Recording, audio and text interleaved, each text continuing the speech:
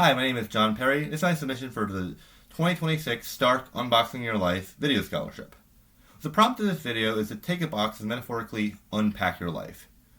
The issue with this, though, is that life can't just be confined to just one box. So I have many boxes. To start with, we'll go with the very colorful display over here of board games, puzzles, card games, trivia games, all sorts of things. These are different ways I like to connect with my family and friends, and I developed quite a collection. They all kind of just end up on this tower here, fittingly with Jenga at the top. Now, continuing on with another kind of fun box is this blue box right here. This has some plush from when I was a kid.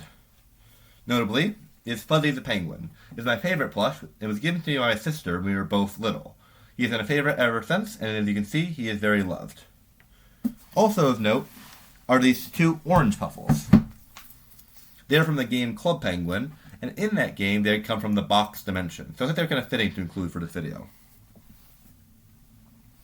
Now, the next three items are things that were created intentionally to preserve memory, and not just for storage. The first one actually inspires the next two. Now, this is a shadow box. It's different images and memorabilia of my grandfather when he was in the Korean War. My dad made this for me, and a similar one for my sister and my cousin. My grandfather lived in the West Coast, while I lived out here on the East Coast, and so I never actually got to see him very often, but this always serves as a reminder of him, and normally it goes right on my door. Continuing on with things that preserve memory is this time capsule. When my friends and I graduated high school, going into college, I wanted to do something that summer that would make sure that we had a way of connecting with each other at all times. And so I got together with my friends and we made this time capsule with different objects in it, and we swore not to open it until 2040, which I'll be keeping that promise. So unfortunately, you're not able to see what's in this box today, but maybe in 14 years, come back and check what's in the box. Now, another thing that's very similar to the time capsule, but less secretive, is this box of different items from my childhood home. Pieces of the fence, leaves from the trees, pieces of the roof, in fact. All these kind of random things from my house that I put together in this box because I knew I was moving to the city. I was moving to the city to be closer to work, and I wanted something physical, a reminder of where I grew up. And so I got every little piece of the house and kind of put it in this nice little box. Now, most of these boxes stay in the same place. They, are designed for memory, or they're not to be touched until 2040. But there is one box that I'm kind of carrying around with me all the time. And that is my briefcase. I am a religion teacher at Mount St. Charles Academy, and at that school, I have 4 different classrooms. So I'm always moving around.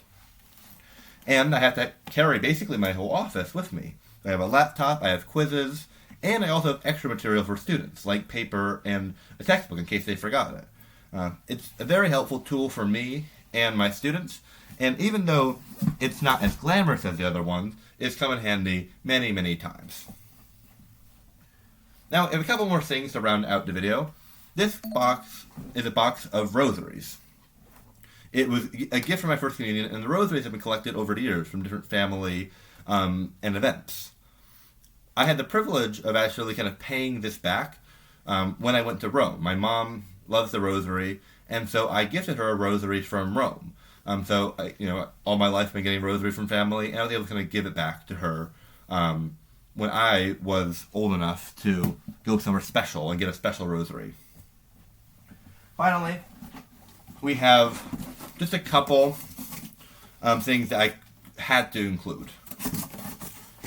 First one here is a family picture. You've got my dad, myself, my mom, and my sister. Immediate family picture of when I was graduating. Another picture here is a picture of my grandmother.